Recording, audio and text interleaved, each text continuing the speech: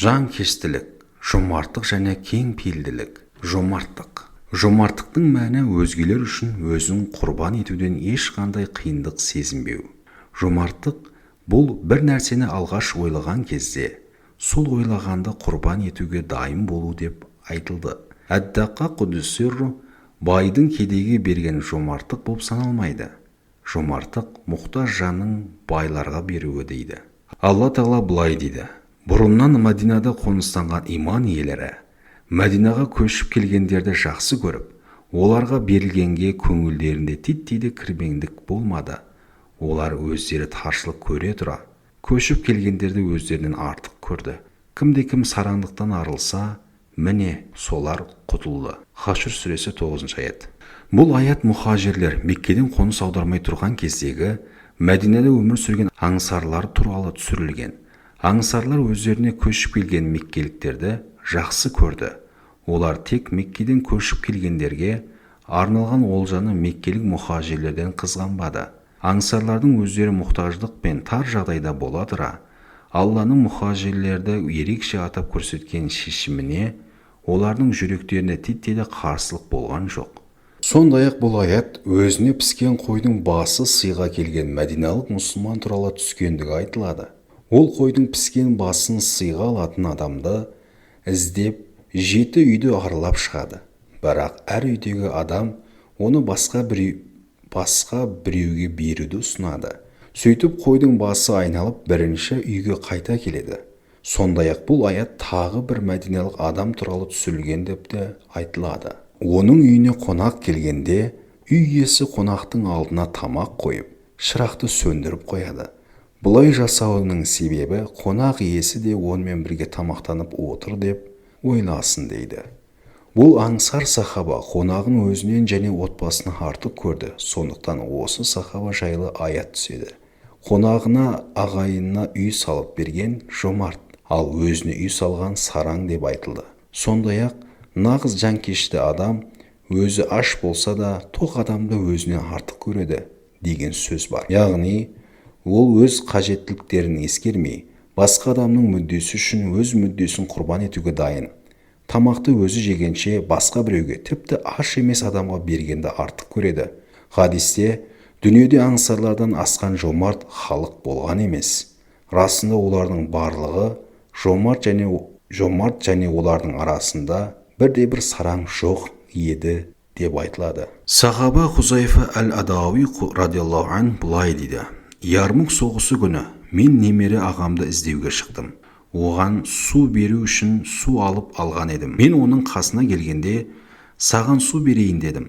Ол басын изеп келісті. Сол кезде шөлден өлейін деп жатқан бір адамның ыңырсыған дауысын естідік. Немере ағам суды әлгі кісіге беруімді ымдады. Әл-Хишам ибн Ас радиаллаху ан болып шықты. Мен оған су ішесің бе деп едім. Ол басын изеді. Сонда Хишам радиаллаху ан шөлден өлейін деп жатқан басқа бір адамның ыңырсыған дауысын естіп, маған оған баруымды ишарат етті. Мен оның жанына барғанда ол өліп қалған екен. Сосын Хишамға радиаллаху ан қайтып келдім, бірақ ол да о дүниеге аттанып кетіпті.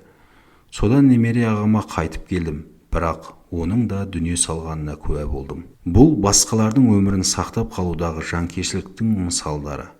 Жанкештіліктің бұл түрі мал мүлкіңді садақа етуден әлде қайда жоғары. Әт-Такмила кітабында былай деп айтылады: ең сахихи аяттың сахаба Абу Талха әл-Ансари радиаллаху ан туралы түскендігі. Алла елшісі саллаллаху алейхи уассалам қонақ келгенде оның үйінде қонақты қарсы алатын ештеңесі жоқ еді. Пайғамбарымыз саллаллаху алейхи уассалам сахабаларына бұрылып: сендердің араларында бұл кісіні қонақ қылатын біреу бар ма? Алла оны рахымына алсын дейді. Сонда Абу Талха радиаллаху ан тұрып қонақты үйіне алып барып әйеліне: Алла елшісінің саллаллаху алейхи уассалам қонағына құрмет көрсетейік дейді. Тамақ ішер кезде балаларды жатқызып, жарықты өшіріп, тамақты қонақтарына береді. Үй иесі қонақпен бірге тамақтанғанын сияқты сыңай танытып, бірақ тамақ ішпейді. Сол кезде жоғарыда аталған Құран аят түседі. Бұрынғы өткен ізгі тақуа адамдардың аз нәрсеге қанағат етулері мен мейірімдері әлде қайда жоғары еді. Бір патша өзінің уәзіріне: ғалымдар байлық жағынан да, мейірім жағынан да сопылардан алда дейді екен. Бірақ уәзір бұған келіспей, оларды екі нәрсемен сынап көрейік, хан ием, дейді. 1. Уәзір хабаршыға бірнеше мың дирхам беріп медресеге жібереді. Хабаршы ғалымдарға, патша маған бұл дирхамдарды араларындағы ең лайықты әрі кемел болғанға беруімді бұйырды. Ол кім, дейді. Сонда ғалымдардың бірі, бұл менмін, ал екіншісі, ол өтірік айтады, мен ең лайықтымын деп шуылдай кетеді.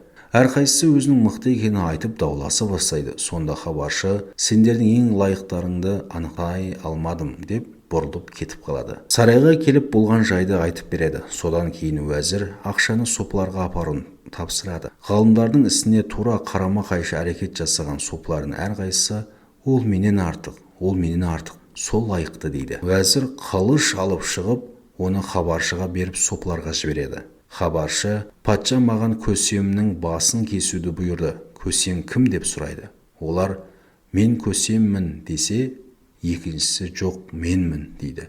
Әр кім өзгелердің өмірін артық көріп, қасындағының өмірін сақтау үшін өздерін құрбан етуге даяр болды. Хабаршы олардың қайсысы көсем екенін анықтай алмай, қайтып оралып болған жағдайды айтып береді. Уәзір хабаршыны енді сол қылышпен ғалымдарға жібереді. Ғалымдар болса, сопылардың айтқандарының керісіншесін айтып даурығады. Сөйтіп уәзірдің бұл дәлелі патшаның дәлелінен күштірек болып шығады. Қазіргі заманның мүриттері сол кездегі мүриттерден мүлдем өзгеше. Әбу Язид әл-Бастами құдүсір былай дейді: мені балықтық бір жас жігіт жеңіп кетті.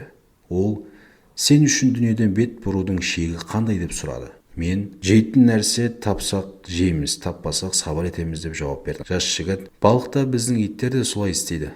Ал біз жейтін нәрсе тапсақ Аллаға мадақ айтамыз, ал таппасақ өзімізден өзгені артық көріп өзгелерге таратамыз. Ал біз жейтін нәрсе таппасақ, Аллаға мадақ айтамыз, ал тапсақ, өзімізден өзгені артық көріп, өзгелерге таратамыз, дейді. Кеңпейілдік пен жомарттықтың абзалдығы. Мүминдердің анасы Айша анамыздан жеткен хадисте Алла елшісі саллаллаху алейхи вассалам былай дейді: жомарт адам Алла тағалаға, адамдарға жәннатқа жақын және тозақтан алыс. Ал сараң адам Алладан, адамдардан, жәннаттан алыс және тозаққа жақын. Алла тағала көп құлшылық жасайтын сараң адамнан гөрі білімі аз, бірақ жомарт адамды жақсы көреді. Сондай-ақ пайғамбарымыз саллаллаху алейхи уассалам беруші қол алушы қолдан жақсырақ, дейді. Бишр ибн әл-Харис құдүсір былай дейді: сараңға қарау жүректі қарайтады. Бір күні мүминдердің әміршісі Әли ибн Әбу Талиб радиаллаху ан былай жылай бастайды. Қасындағылар сізді не жылатты деп сұрағанда, ол былай деп жауап береді: маған қонақ келмегелі бір апта болды. Алла тағала мені осылай төмендетті ме деп қорқамын. Сахаба Әнәс ибн Малик радиаллаху ан, қонақ үшін бөлек бөлменің болуы үйдің зекеті, дейді. Жомарттық туралы алтын сөздер. Ғалымдардың бірі, егер біреу келіп менен көмек сұраса, мен көмектен бас тартқанды ұнатпаймын. Өйткені егер ол игі адам болса, мен оның абыройын сақтаймын. Ал егер ол жаман пиғылды болса, одан өз абыройымды сақтаймын, дейді. Жомарт адамның қонағы да жомарт деп айтылады. Ибрахим ибн әл-Джунайд құдүсіру былай дейді: жақсы адам әмірші болса да, бас тартуына болмайтын 4 қасиеті бар. Әкесі келген кезде тұру, қонақ күту, білім үйреніп жүрген ғалымға құрмет көрсету және білмегенін одан сұрау. Абдулла ибн Мүбәрак құдүсір былай дейді: өзгенің мал мүлкінен бас тарту арқылы көрініс табатын жомарттық, өз мүлкін садақа ету арқылы жасалатын жомарттықтан құндырақ. Яғни адам өзінің мал мүлкін басқаларға беруге дайын болғаннан гөрі, басқалардың бергенінен бас тарта алатын болса, тақуалығы көп екенінің белгісі. Жанқиярлық пен жомарттықтың мысалдары. Бұрынғы өткен діндар тақуалы адамдардың жомарттығы кеңпейілдігі мен жанқиярлығының жоғары деңгейі туралы көптеген ғибратты әңгімелер бар. Солардың кейбіреуі төмендегідей. Бірде ғұлам Халил деген кісіні сопыларға жала жапты деген желеумен халифа оның басын кесуді бұйырады. Олар Жүнейд әл-Бағдадиге құдүсірік тиіспейді, өйткені ол ислам құқығының ғалымы болатын. Ол Әбу Саурдың радиаллаху ан мазхабы бойынша діни құқықтық шешімдер қабылдайтын. Шаххам құдүсіру, Раққам құдүсіру, Нури құдүсіру және тағы да бір топ адамды да қамауға алады. Алдарына арнайы былғары кілемше төселіп, үстіне жазаға тартылғандардың кесілген бастары тасталады. Сол кезде Нури Құдүсир алға ұмтылып шығады. Жазалаушы неге асығып тұрғаныңды білемісің деп мысқылдайды. Білемін деген жауап алса да, қайтадан неге асығып тұрсың сонша дейді. Нури Құдүсир мен достарымның сәл де болса да ұзақ өмір сүргенін қалаймын деп жауап береді. Жазалаушы бұл сөздерге таң қалып, оларды халифаға апарады. Халифа қамауға алғандарды олардың істерін қарасын деп қазыға жібереді. Қазы Әбу Хусейн Нуриге Құдүсир фиқх бойынша сұрақтар қояды. Нури Құдүсир оған күшті, анық жауаптар береді. Сосын Нури Құдүсир сөзін былай деп жалғастырды. Алла Тағаланың өзімен өмір сүретін құлдары бар. Олар сөйлегенде тек ол туралы айтады деп қазыны жылататын сөздер айтады. Қазы халифаға егер бұл адамдарды адасты десеңіз, онда жер бетінде бірде-бір мұсылман қалмағаны дейді. Әли ибн Фудайл Құдүсир үйінің маңайындағы саудагерлерден сауда жасап жүреді. Бірде оған біреулер: базарға барсаңыз сол жерде арзанырақ сатып алар едіңіз ғой дейді. Сонда Әли ибн Фудайл Құдүсир бұл адамдар бізден пайда көреміз деп біздің маңайымызға орналасты ғой деп жауап берген екен. Абул Хасан әл-Бушанжи Құдүсир дәрет алып жатып шәкіртін шақырып алады да: мына көйлекті алып пәленше деген адамға апарып берші дейді. Шәкірті: ұстаз, дәретханадан шыққаннан кейін айтсаңыз да апарып берер едім ғой дейді. Сонда ұстазы: менің нәпсім қабылдаған шешімін кейін өзгертіп жібере ме деп қорықтым деп жауап береді. Қайс ибн Саад ибн Убадтан Құдүсир біреу: сіз осы өзіңізден де жомарт адамды көрдіңіз бе деп сұрайды. Ол: иә, көрдім. Бір күні сахарада бір әйелді кездестірдік. Артынан оның күйеуі келді.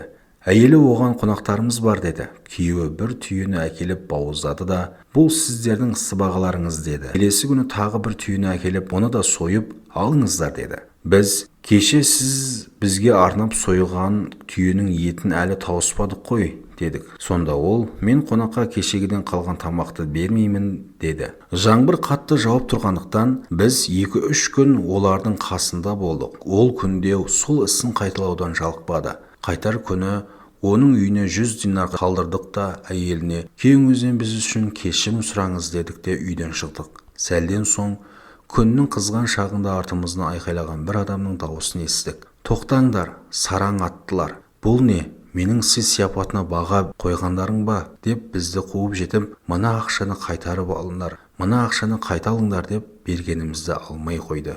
Абдулла ибн Жапар радиаллаху анху үйіне бара жатып, басқа адамдарға тиесілі құрма бағында демалуға тоқтайды. Бақта бір құл жұмыс істеп жатыр екен. Олар құлға тамақ әкеп береді. Сол кезде бір ит қоршаудан секіріп өтіп, құлдың жанына келеді. Құл итке нан лақтырады. Сосын тағы бірнеше нан тастайды. Ит оларды да жеп қояды. Абдулла ибн Жафар радиаллаху анху құлға қарап: ей құл, сенің бір күндік тамағың қандай деп сұрайды. Ол: сенің көргенің, яғни 3 нан деп жауап береді. Абдулла радиаллаху анху: неге өзіңнен гөрі мына итті артық көрдің деп сұрайды. Сонда құл: бұл маңайда ит жоқ. Соған қарағанда бұл ит алыстан аш келді. Мен оны құр жібергім келмеді дейді. Абдулла радиаллаху анху: енді не істейсің деп сұрайды. Ол: бүгін аш жата беремін деп жауап берді. Сонда Абдулла ибн Жафар радиаллаху анху былай деді: адамдар мені тым қолың ашық деп кінәлайды. Бұл құл менен де жомарт екен. Абдулла ибн Жафар радиаллаху анху құлды, бақшаны және ішіндегі барлық нәрсені сатып алады. Содан кейін құлды азат етіп, оған бақшаны сыйға береді. Мутарриф ибн Шиххир радиаллаху анху былай деді: сендер өз мұқтаждықтарыңды менің өтеуімді қаласаңдар, маған хат жазыңдар. Себебі мен мұқтаж адамның менің алдымда төмендегенін қаламаймын. Бір адам Хасан ибн Али ибн Абу Талибке радиаллаху анху бір өтінішпен келеді. Хасан радиаллаху анху оған 50.000 дирхам және 500 динар беріп, жүк тасушы әкелуді тапсырады. Ол жүк тасушыны алып келгенде, Хасан радиаллаху анху оған бағалы шапанын беріп: бұл менің тарапынан жүк тасушының ақысы болсын дейді. Имам Әш-Шафиғи рахматуллаху алейх дүниеден өтер сәтінде бәленше деген кісі мені жуындырсын деп өсиет етеді. Имам дүние салғанда ол кісі алыс сапарда болғандықтан келе алмайды. Сапардан оралған соң оған адамдар имамның сөзін жеткізді. Ол кісі имам Әш-Шафиғидің рахматуллаху алейх жазып қалдырған қағазын алып келулерін сұрайды. Қағазда имамның өсиеттерімен қатар 70 мың дирхам қарызы қалғаны да жазылған екен. Әлгі кісі имам Әш-Шафиғидің рахматуллахи алейхи қарызын өтеп, «Уа имам, бұл менің сені жуғаным болсын» деген екен. Әс-Сари әс-Сакати Құдүсир айт күні жол жөнекей бір жоғары мәртебелі адамды кездестіреді. Әс-Сари онымен көңілсіз сәлемдесе салады. Кейін оған адамдар бұл өте маңызды адам дейді. Сонда ол былай деп жауап береді: «Иә, мен оны білемін. Бірақ пайғамбарымыздың саллаллаху алейхи уассалам екі мұсылман кездессе, оларға 100 жақсылық түседі де, оның 90-ы көбірек жылы шырай танытқанына беріледі» деген сөзі бар еді. Мен оның көбірек жақсылық алғанын қаладым. Дағуалардың бірі былай деді: «Күн қатты суық болатын. Бишр ибн әл-Харистің Құдүсир үйіне бардым. Жұп-жұқа киіммен отыр екен. Суықтан тоңып отырғанын көрдім. Мен оған жақындап, «Уа Абу Насыр, мұндай күндері адам жылырақ киінеді ғой. Мына жұқа киімің не?» дедім. Ол былай деп жауап берді: «Мен мұқтаж жандар мен олардың қиын жағдайын есіме алдым. Менің оларға көмектесуге мүмкіндігім жоқ. Сондықтан тым болмаса, олардың тартқан қиындықтарына осылай ортақтасқым келді».